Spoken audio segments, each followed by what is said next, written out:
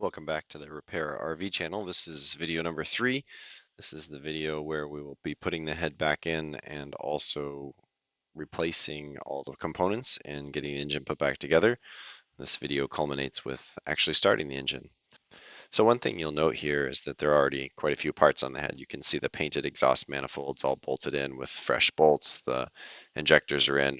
We did that stuff off camera. I don't have any particular videos of that. If you took it apart, you should be able to put it back together. But the seals and O-rings are a little tricky. My best recommendation there is talk to your CAT representative. That they can help a lot. And there's also a really nice tool on the CAT website that if you spend enough time with it, you can figure out where all the O-rings go. It's a little bit tricky, but you can navigate it. That's how we kind of figured out which ones go where. There's a lot of different colors and part numbers that can be quite helpful.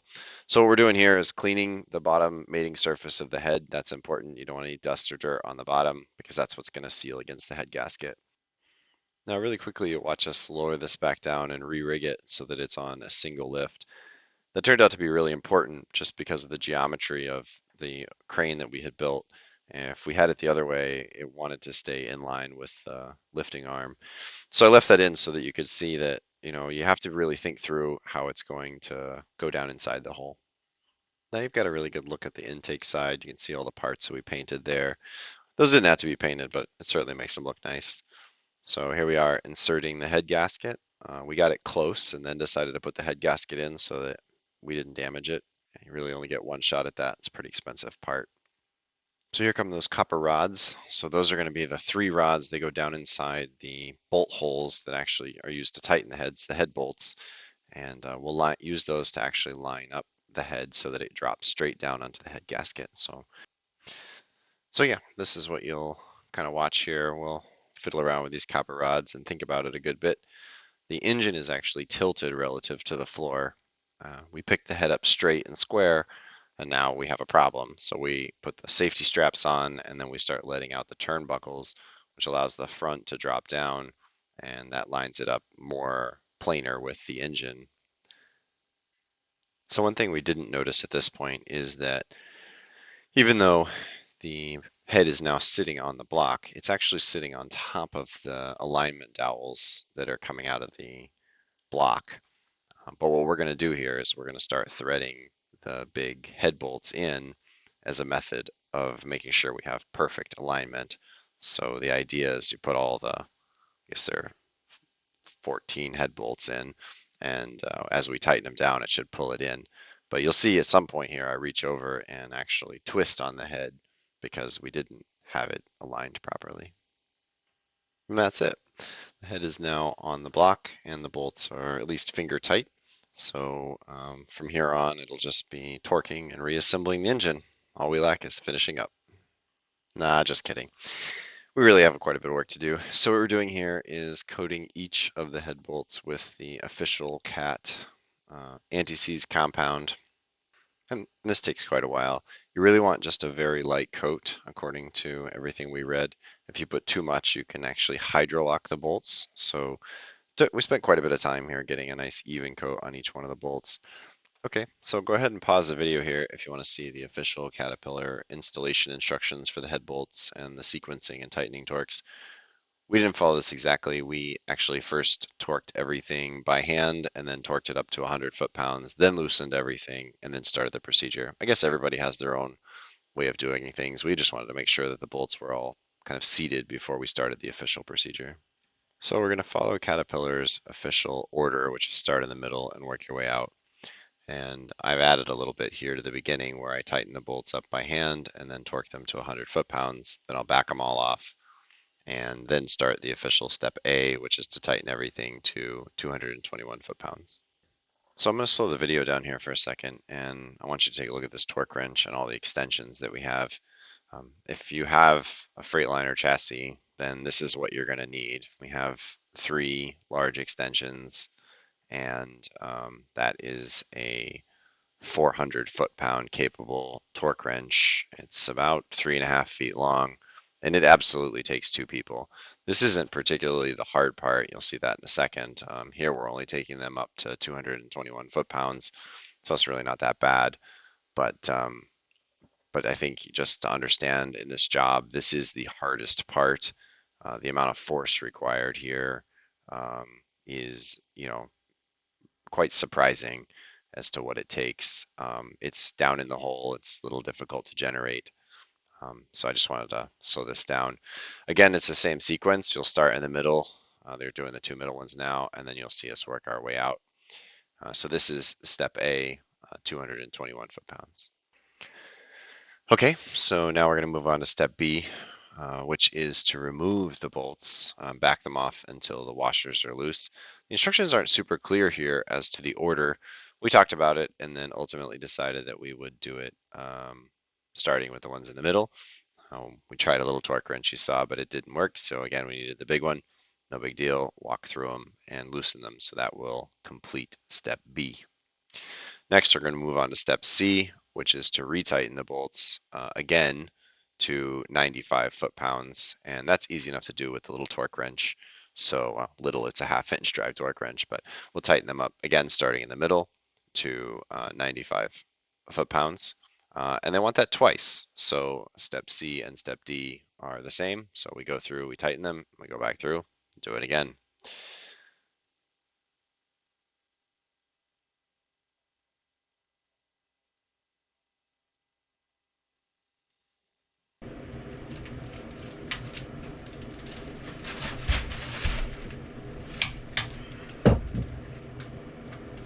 Remind me why my shoulder hurts tomorrow.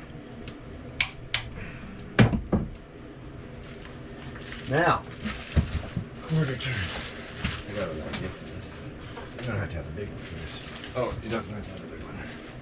I got a plan. That's awesome. What do we get? Look at that. That's what she says. It's on you. Oh, man. So we got to turn it a quarter turn. So we'll put that little flag in line with the motor each time, and then we'll turn it till it's 90 degrees. And that stays with the socket, so as long as we don't pull the socket off, we're good. So if anything has to happen, don't pull the socket off. Which one do we start with? This one. This one. No. Do I need to put it higher? Cut it off? That'll be all right. Let me tell where's that. Okay, so we're going to go from here to here.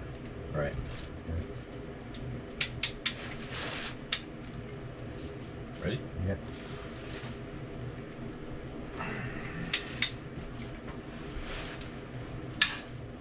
Oh shit, that's more than the 220. Let's turn that up a little bit. Set it at 300. Well, no, set it at 250 because it'll give us a good indication. It's probably about where it'll click each time. That's 250. That's the taters, I guess. Nope, that's 250. 260 is all it's going to need. Going to 300.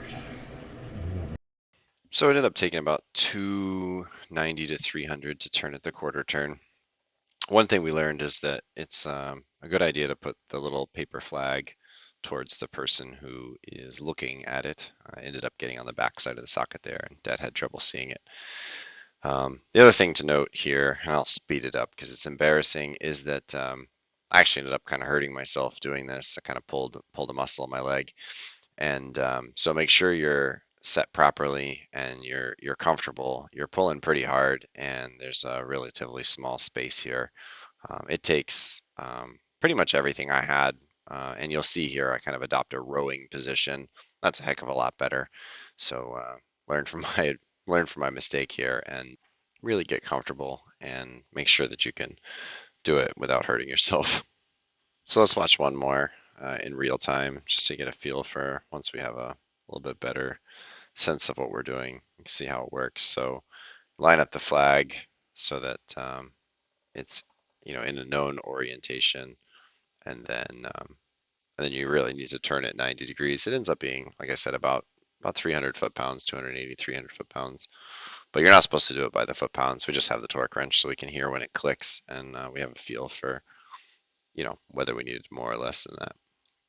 Okay, so we'll warp speed through the rest of them in the correct order. Tricky thing about the 90-degree strategy that Cat has provided here is you really don't get a second chance. You have to just turn it 90 degrees and then you're done. Don't forget step F, which is tighten the small bolts to 41 foot-pounds. We did that with a small torque wrench there. Wait a minute. Make sure it is right here. I did that one. Okay. All right, install the socket head bolts. Done. On the exhaust side of the bracket, tighten the exhaust side of the socket head until the bolt is seated. Tighten the inlet side of the socket head to a torque of 9 pounds plus or minus 1. 9. I mean that's probably what it was because it wasn't much. But should you bottom that one out? I mean, I'll just tighten it up to 9 also.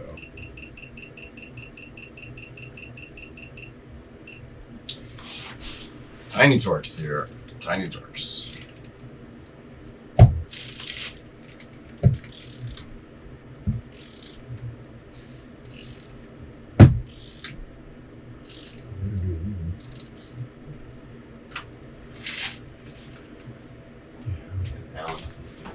I guess I must not have put it in far enough. Well, yeah, we never pushed the injector all the way down. Yeah, this is an important point here. We actually didn't put the injectors all the way in. I put them in most of the way, but we didn't want to put them all the way in because they stick out below the head. So all of the injectors were sitting pretty high, and so you'll see me here tighten them up with an Allen key first and get them down. Best we can tell, the instructions were to essentially tighten them down evenly. Cat says to bottom the exhaust bolt first, but since the injectors weren't fully seated and we're seating them, I went back and forth to make sure that they were evenly tightened so that the injector was, pushing down inside the head evenly. And then ultimately, the 9 foot-pounds was enough to essentially bottom out the bolts.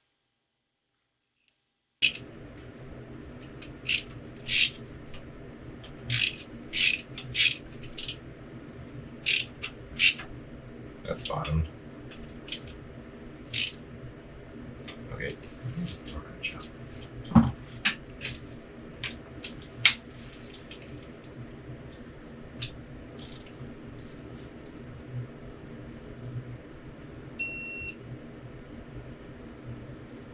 It's 9.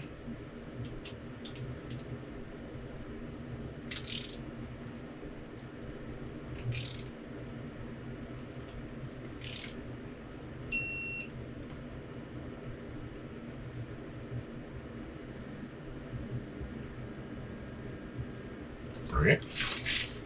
So while you watch me finish this up at light speed, I thought I would mention that all these bolts are brand new. Caterpillar is pretty clear, and everybody on the internet, including Adept Ape, who I follow, recommended that these bolts needed to be replaced. I'm not sure why. 9 foot-pounds doesn't seem like enough to break them, but they are pretty long and skinny, and breaking one at this point was not acceptable, so I did replace them all. Next up is the valve lash adjustment, and believe it or not, I was actually kind of afraid to do this before I had to tear into the motor. Just taking that cover off and getting in here was kind of intimidating, but I can tell you after the fact, this is really no big deal. There's some great videos on how to do this online. Maybe just a little bit of advice is get yourself the shims with a 45-degree offset. You see me here doing it with the riser off, and so I can do it with straight shims, but if you're doing this without the riser taken off, and you shouldn't be taking the riser off unless you're doing a head replacement, the 45-degree angle shims make it a whole lot easier. So while I was doing this, I realized that as I was going to rotate the engine, oil would be pumped out by the Huey pump, so go ahead and put the oil lines back on here. That way we don't make such a big mess. Turn the engine over to the second pin location, and then you can shim the other half of the valves. Yeah, and just for record keeping, the intake valves are 15 thou shim, the exhaust valves are a 25 thou shim. I think there's a fair bit of tolerance too. So, this is one of those where you don't have to go crazy. I had a kind of a habit of trying to want to make it exact and keep going back and forth about is it too tight or not too tight. If the shim just barely fits under there, that's what you want. It should be a slight dragging pressure. Don't have to go crazy. Anyway, here comes the valve cover. This is a spot where having some photos is helpful because your engine might be different in terms of all the little clips. So you can see us kind of referencing the pictures I took earlier. Highly recommend you do that before you take off the wire loom clips. So next we're going to tighten the riser bolts. There is a sequence to this. It's not quite start in the middle and work your way out, although I think you'd be okay if you did. You can follow along here. I'm looking at the paperwork, following the right order. The paperwork doesn't tell you a spec, but these are M8s, and the standard torque on those is 250 inch-pounds plus or minus 62 inch-pounds. And here we are putting the front fan assembly back on. Remember, this is a little bit difficult because we didn't take the front fan pulley off, so we have to walk those bolts back in. That takes a little bit of time. Next is the thermostat bracket. You'll notice I put some blue gasket maker on there. That's because these parts tend to leak and we couldn't get them, super duper clean. I know some people don't agree with putting sealant, but this is one place I thought it was necessary so that I didn't have leaks down the road. You'll notice I did use the paper gasket so that it will come off for the next person who needs to get it off, and then they'll have the one part that they need to clean up if they need to do that. Then we're going to pour some clean motor oil on top of all the parts, make sure everything is well lubricated.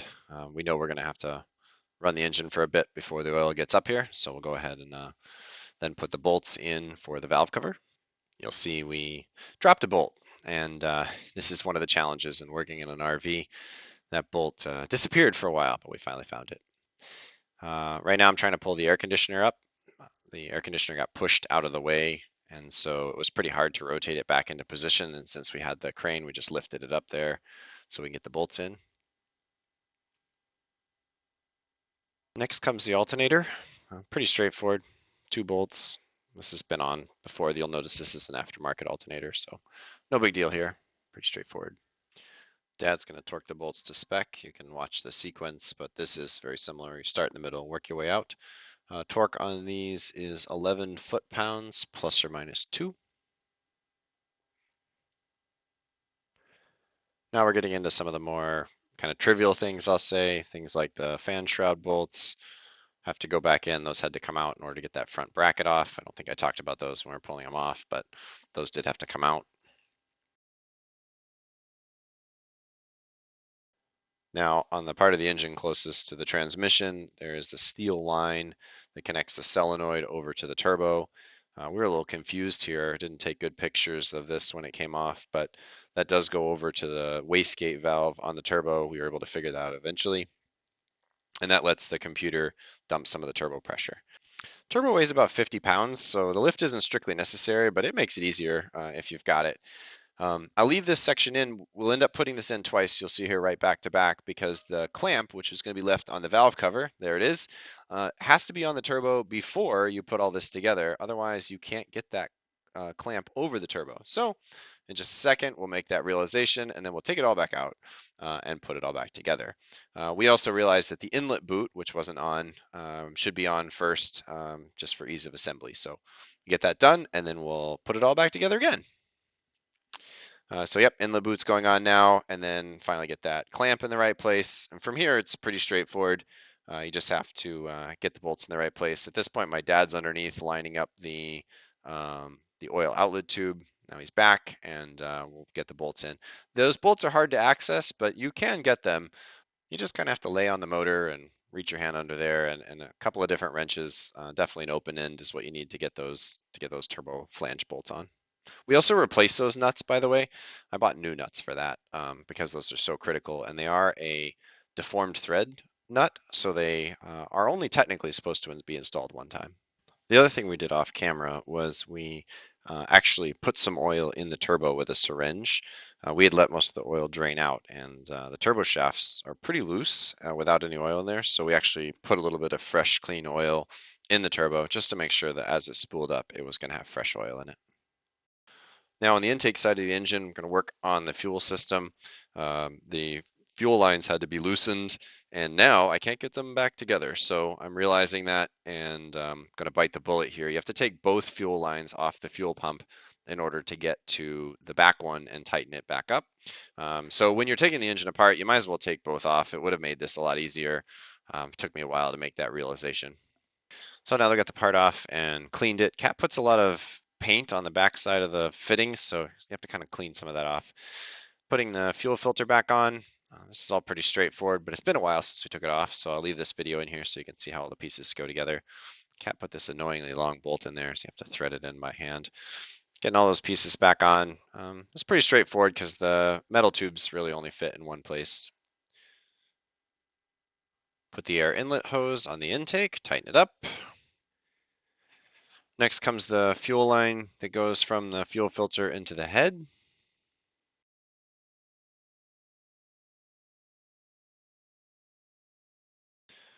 Then we'll install the heater grid solenoid.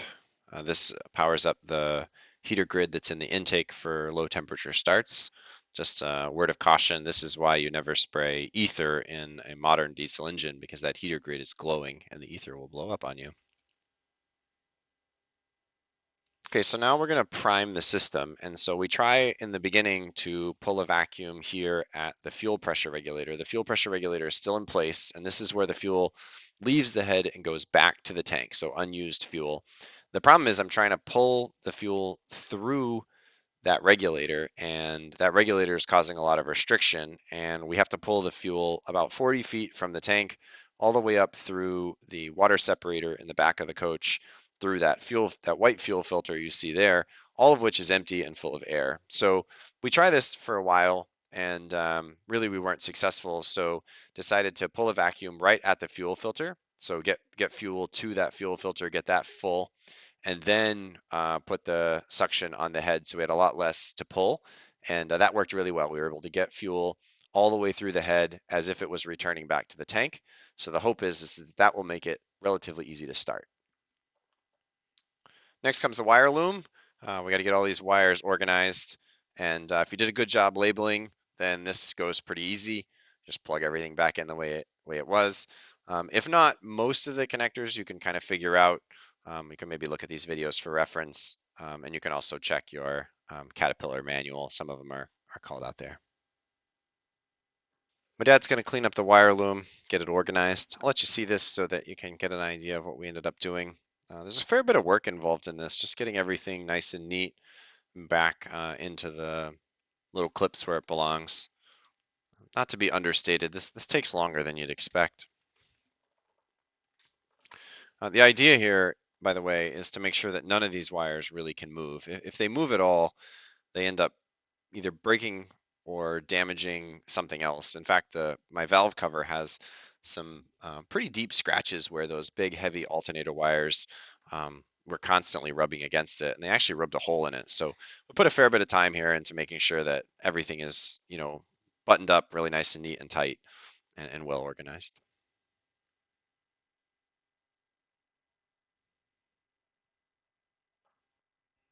I think it's worth mentioning that the footage you're watching is sped up 4,000 times normal speed. So it's just kind of a testament to how long this takes. I think my dad spent almost a day just getting these wires back, reorganized, nice and neat.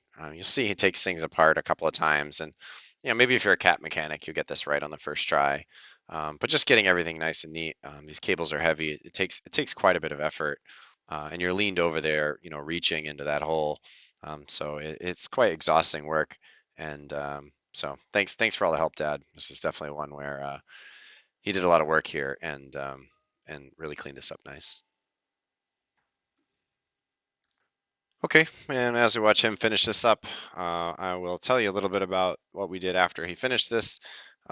We went through and kind of went over the engine with a flashlight, both of us, a couple of times to make sure that we had tightened everything. We did not have one of those paint markers where you mark each bolt that you tighten. That really would have been a good idea. So maybe if you do this, take a paint marker with you. It helps with that kind of final inspection. But we did go through and check a bunch of bolts, make sure they were all tight, checking all the fittings, make sure they were tight. And here in about 20 seconds, according to your time, we are going to fire up the engine. So without further ado, we'll cut back to real-time speed and we'll start this thing. No time like the present. Fire extinguisher. That's a good point. Should get one. I think you should stand back here. I think you should close that door. Because if it sprays oil out, it's better for it to hit the inside of the cover. So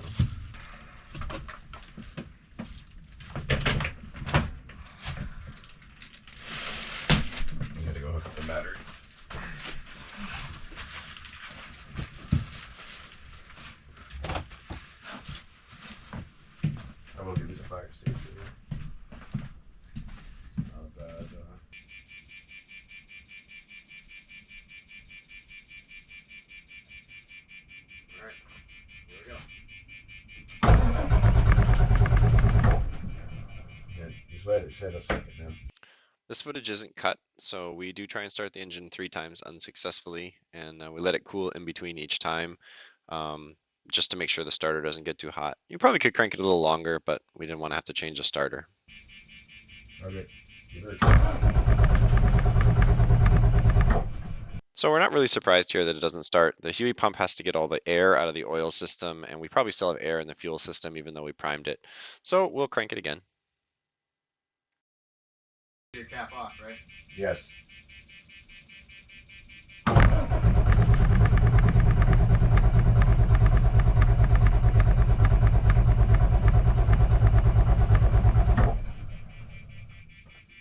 That's probably enough for a couple of minutes. Yeah, let it cool down.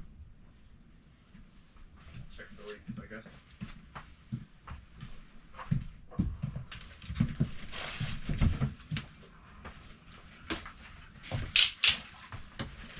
Yep.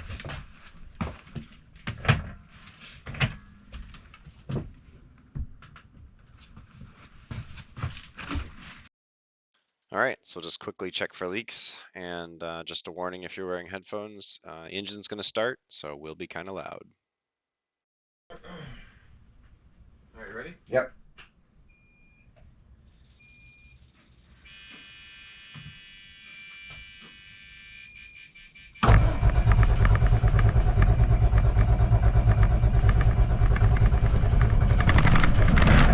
Run!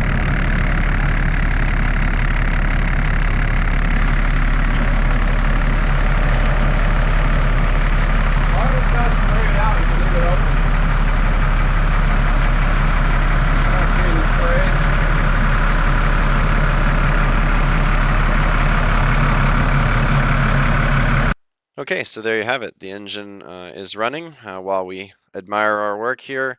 A couple of things we did after the fact is that we did invite out a cat mechanic to go through and do a cylinder cutout test. We felt a little vibration that we didn't think was there before.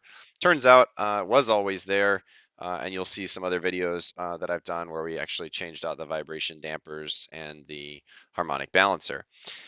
In general, it really wasn't that bad. I think it took about 6 or 7 days all told. That includes building the frame and those kind of things.